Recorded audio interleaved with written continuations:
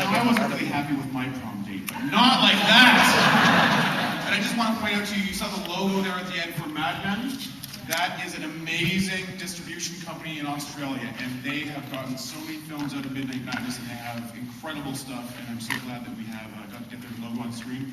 But I would like to reintroduce to you guys the director of our Dark Horse, The Loved Ones, Sean Bird.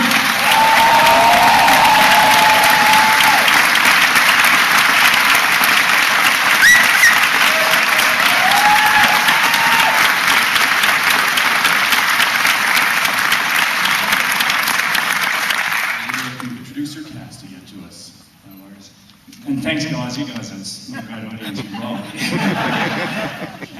I'd like to introduce to the stage a wonderful cast.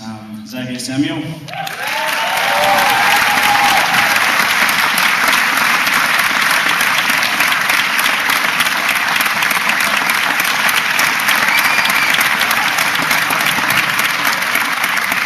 Jessica McNamara.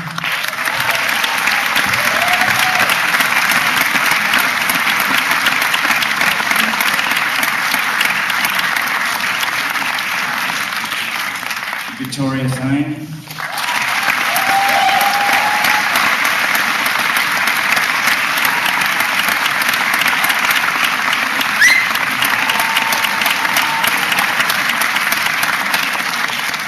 And the best looking of them all, producer Mark Lazarus.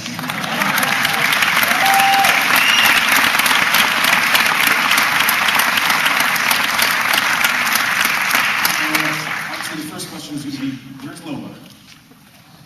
Lola's dead. No, Lola's on stage at the moment. She's doing A Streetcar Named Desire with Kate Blanchett. But she did email me about a little story that during a rehearsal, a radio has to be basically thrown out the window, and the actor that was throwing the radio, it accidentally slipped. It hit Kate in the head. There was a little bit of blood.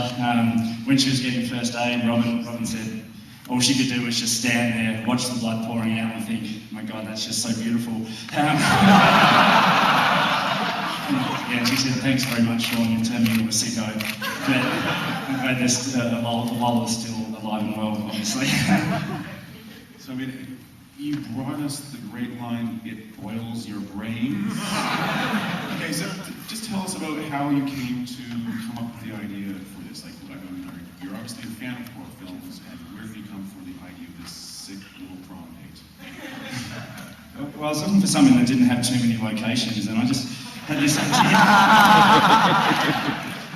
idea. Of what if you sort of fused the Evil Dead and Carrie, and took kind of the prom, the rituals of the prom, the dancing and the mirror ball and the crowning of the king and queen, and turn that into the instrument of horror. And so bring the prom to the cabin, or in our case, the farmhouse, and that was kind of the germ of the idea. But in terms of drilling into somebody's head and pouring in boiling water, Jeffrey Dahmer actually got there first. So.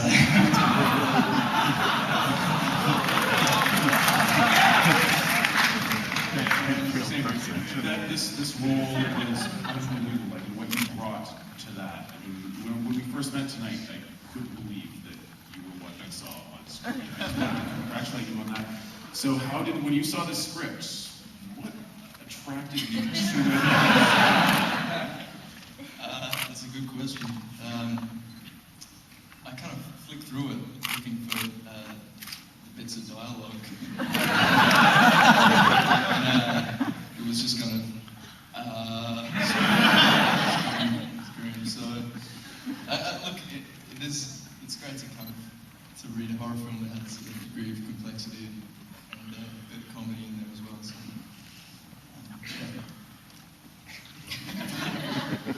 And just your role of kind of the Stone Goth Queen.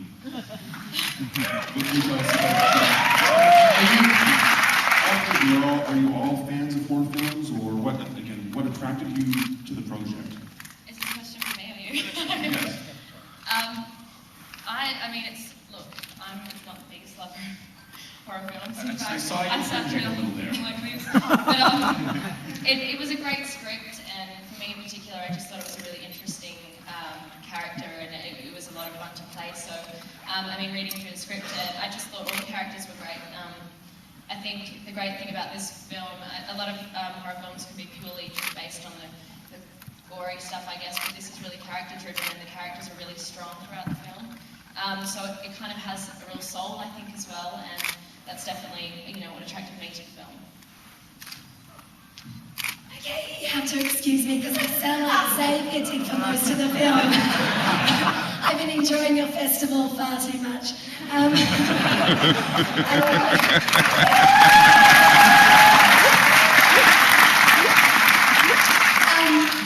Sean did a short film called Advantage, which was at Sundance in 2008. And so when I read the script, I'm not a fan of horror, and I was kind of like, oh, this could be a piece of shit. Like, it's been terrible.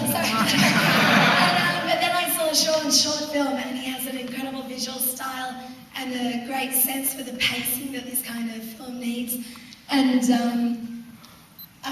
so that's why I wanted to do it. Plus, I wanted to kick someone in the head, a girl in particular. I love that the female characters are like three really strong female characters, and there's like Sean's visual style kind of comes across in the female characters. I'm kind of like all pastel colours and really nice. Jessica's just kind of all dark and goth. And then you've got Lola, who's hot pink and just seriously fucked up. That's all I have to say.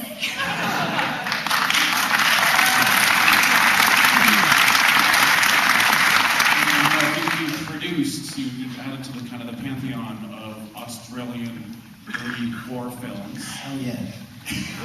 What was the biggest challenge in mounting this production?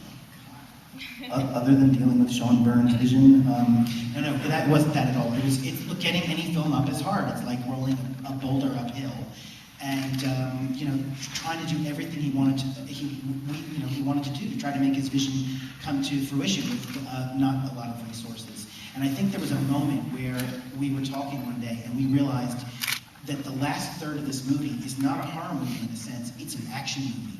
So we were trying to do Jerry Bruckheimer, with a fraction of the budget. And I think, and you just have to be really, really careful. And I have to say, you've never seen anyone prepare like Sean does. I mean, absolutely, completely dedicated to getting the shots and reimagining and visualizing it all. And that makes my job easy once we're out there. So I'd like to open it up to the floor here now. Let's see. Yes, in the front row, sir.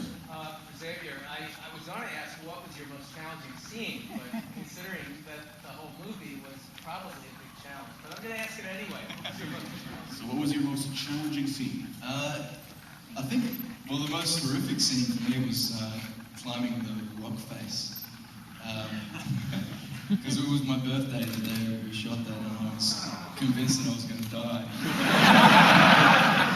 I think someone sent me a crucifix or something. It kind of arrived, and I was like, oh, God. And I'm kind of looking at this tiny little racket that's holding me between certain death. So that was kind of, and also kind of not having a lot to say and kind of working on this inner dialogue.